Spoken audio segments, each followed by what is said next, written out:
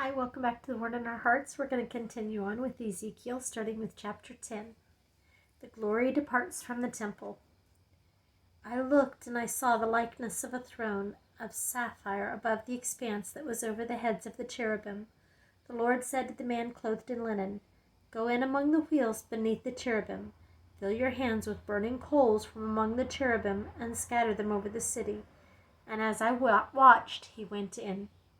Now the cherubim were standing on the south side of the temple when the man went in, and a cloud filled the inner court. Then the glory of the Lord rose from above the cherubim and moved to the threshold of the temple. The cloud filled the temple, and the court was full of the radiance of the glory of the Lord. The sound of the wings of the cherubim could be heard as far away as the outer court, like the voice of God Almighty when he speaks. When the Lord commanded the man in linen, "Take fire from among the wheels, from among the cherubim," the man went in and stood beside a wheel. Then one of the cherubim reached out his hand to the fire that was among them. He took up some of it and ran it into the hands of the man in linen, who took it and went out. Under the wings of the cherubim could be seen what looked like the hands of a man. I looked, and I saw beside the cherubim 4 wheels, one beside each of the cherubim. The wheels sparkled like chrysolite. As for their appearance, the 4 of them looked alike. Each was like a wheel intersecting a wheel. As they moved, they would go in any way one of the 4 directions the cherubim faced. The wheels did not turn about as the cherubim went. The cherubim went in whatever direction the head faced, without turning as they went. Their entire bodies, including their backs, their hands, and their wings, were completely full of eyes, as were their 4 wheels. I heard the wheels being called the whirling wheels. Each of the cherubim had 4 faces. One face was that of a cherub, the second the face of a man, the third the face of a lion, and the fourth the face of an eagle. Then the cherubim rose upward. These were the living creatures I had seen by the Kibar River. When the cherubim moved, the wheels beside them moved, and when the cherubim spread their wings to rise from the ground, the wheels did not leave their side. When the cherubim stood still, they also stood still, and when the cherubim rose, they rose with them, because the spirit of the living creatures was in them. Then the glory of the Lord departed from over the threshold of the temple and stopped above the cherubim. While I watched, the cherubim spread their wings and rose from the ground, and as they went, the wheels went with them. They stopped at the entrance to the east gate of the Lord's house, and the glory of the God of Israel was above them. These were the living creatures I had seen beneath the God of Israel by the Kibar River, and I realized that they were cherubim. Each had 4 faces and 4 wings, and under their wings was what looked like the hands of a man. Their faces had the same appearance as those I had seen by the Kibar River. Each one went straight ahead. Chapter 11. Judgment on Israel's Leaders. Then the Spirit lifted me up and brought me to the gate of the house of the Lord that faces east. There at the entrance to the gate were 25 men, and I saw among them Jazaniah, son of Azur, and Pelatiah, son of Benaiah, leaders of the people. The Lord said to me, "Son of man, these are the men who are plotting evil and giving wicked advice in this city. They say, 'Will it not soon be time to build houses?' This city is a cooking pot, and we are the meat. Therefore prophesy against them. Prophesy, son of man." Then the Spirit of the Lord came upon me, and he told me to say, "This is what the Lord says, that this is what you are saying, O house of Israel, but I know what is going through your mind.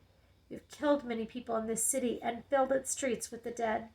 Therefore this is what the sovereign Lord says. The bodies you have thrown there are the meat, and this city is the pot, but I will drive you out of it.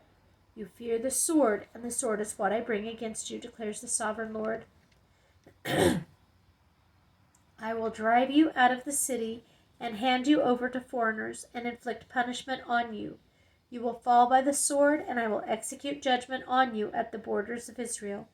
Then you will know that I am the Lord. This city will not be a pot for you, nor will you be the meat in it. I will execute judgment on you at the borders of Israel, and you will know that I am the Lord, for you have not followed my decrees or kept my laws that have conformed to the standards of the nations around you." Now as I was prophesying, Pelatiah, son of Benaiah, died. Then I fell face down and cried out in a loud voice, "Ah, sovereign Lord, will you completely destroy the remnant of Israel?" The word of the Lord came to me. Son of man, your brothers who are your blood relatives, and the whole house of Israel are those of whom the people of Jerusalem have said, they are far away from the Lord. This land was given to us as our possession. Promised return of Israel. Therefore say, this is what the sovereign Lord says. Although I sent them far away among the nations and scattered them among the countries, yet for a little while I have been a sanctuary for them in the countries where they have gone. Therefore say, this is what the sovereign Lord says. I will gather you from the nations and bring you back from the countries where you have been scattered, and I will give you back the land of Israel again. They will return to it and remove all its vile images and detestable idols. I will give them an undivided heart and put a new spirit in them. I will remove from them their heart of stone and give them a heart of flesh. Then they will follow my decrees and be careful to keep my laws. They will be my people, and I will be their God. But as for those whose hearts are devoted to their vile images and detestable idols, I will bring down on their own heads what they have done, declares the sovereign Lord. Then the cherubim, with the wheels beside them, spread their wings, and the glory of the God of Israel was above them. The glory of the Lord went up from within the city and stopped above the mountain east of it. The Spirit lifted me up and brought me to the exiles in Babylonia in the vision given by the Spirit of God. Then the vision I had seen went up from me, and I told the exiles everything the Lord had shown me. Chapter 12. The exile symbolized. The word of the Lord came to me. Son of man, you are living among a rebellious people. They have eyes to see, but do not see, and ears to hear, but do not hear, for they are a rebellious people. Therefore, son of man, pack your belongings for exile, and in the daytime, as they watch, set out and go from where you are to another place. Perhaps they will understand, though they are a rebellious house. During the daytime, while they watch, bring out your belongings packed for exile. Then in the evening, while they are watching, go out like those who go into exile. While they watch, dig through the wall and take your belongings out through it. Put them on your shoulder as they are watching, and carry them out at dusk. Cover your face so that you cannot see the land, for I have made you a sign to the house of Israel. So I did as I was commanded. During the day I brought out my things packed for exile. Then in the evening I dug through the wall with my hands.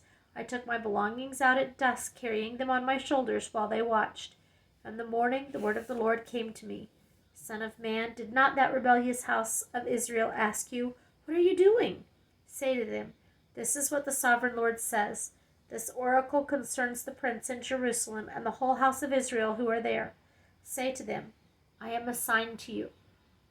As I have done, so it will be done to them. They will go into exile as captives. The prince among them will put his things on his shoulder at dusk and leave, and a hole will be dug in the wall for him to go through. He will cover his face so that he cannot see the land. I will spread my net for him, and he will be caught in my snare. I will bring him to Babylonia, the land of the Chaldeans, but he will not see it, and there he will die.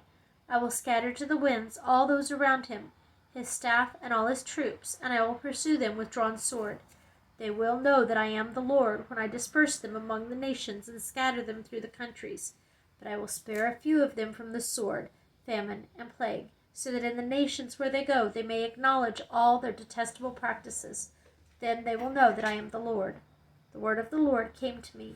Son of man, tremble as you eat your food, and shudder in fear as you drink your water. Say to the people of the land, this is what the sovereign Lord says about those living in Jerusalem and in the land of Israel.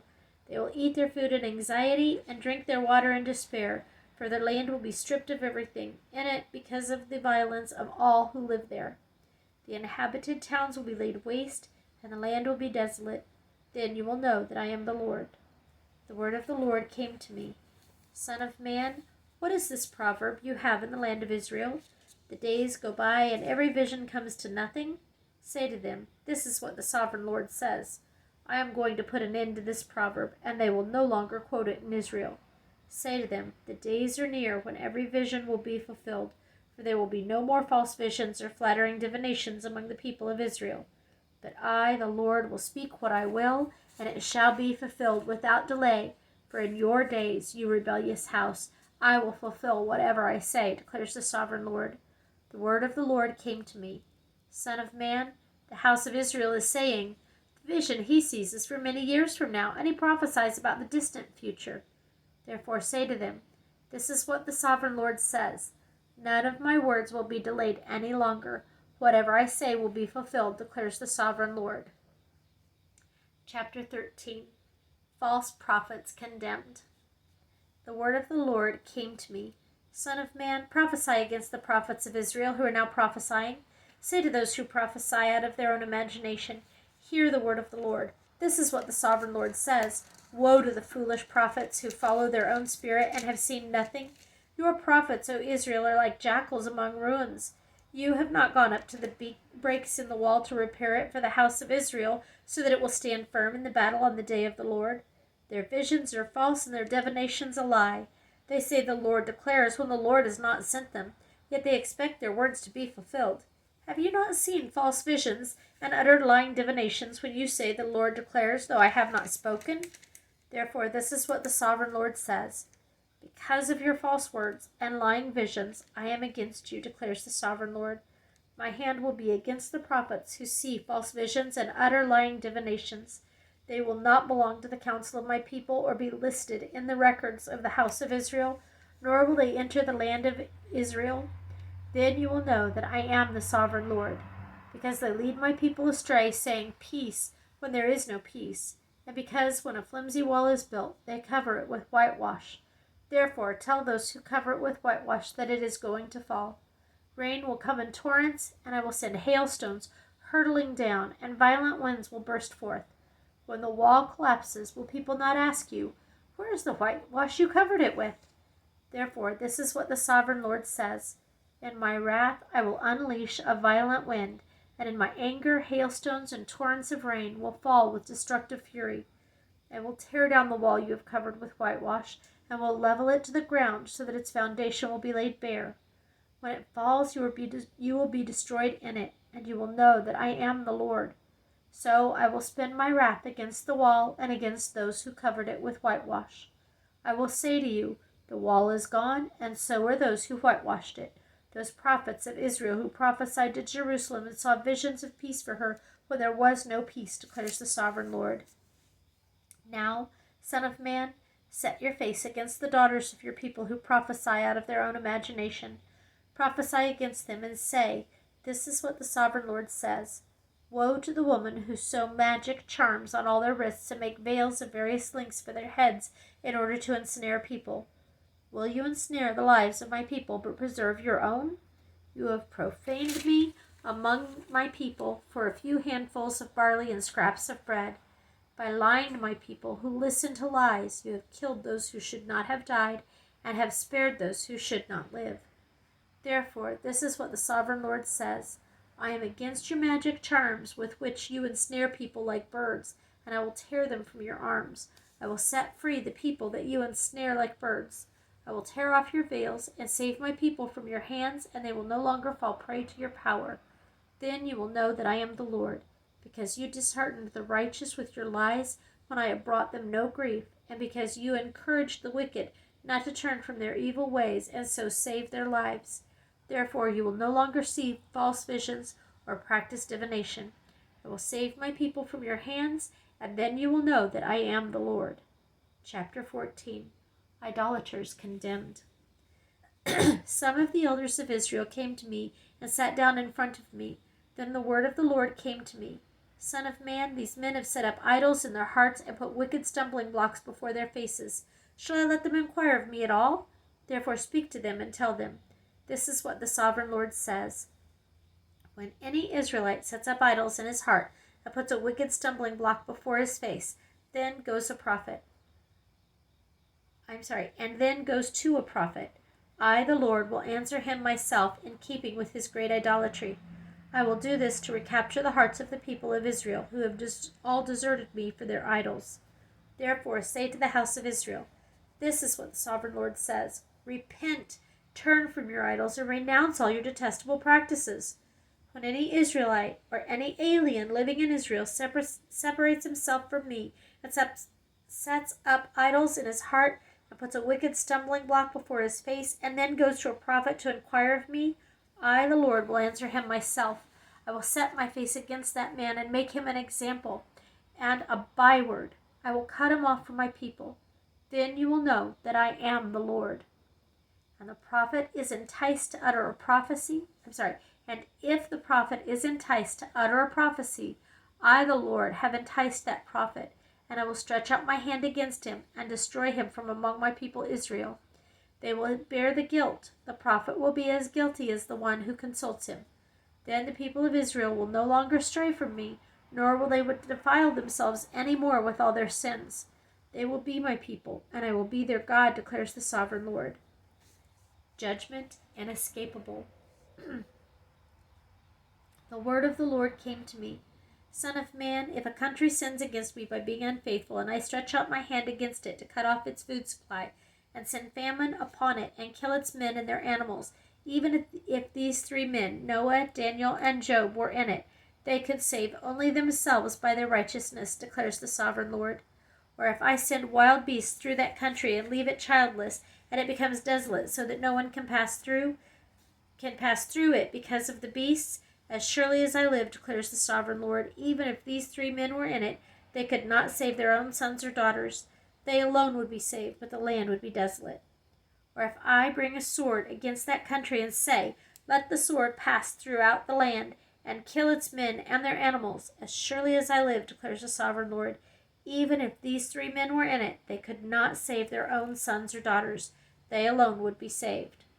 Or if I send a plague into that land, and pour out my wrath upon it through bloodshed, killing its men and their animals, as surely as I live, declares the sovereign Lord, even if Noah, Daniel, and Job were in it, they could save neither son nor daughter. They would save only themselves by their righteousness. For this is what the sovereign Lord says. How much worse will it be when I send against Jerusalem my 4 dreadful judgments, sword and famine and wild beast and plague, to kill its men and their animals. Yet there will be some survivors, sons and daughters, who will be brought out of it.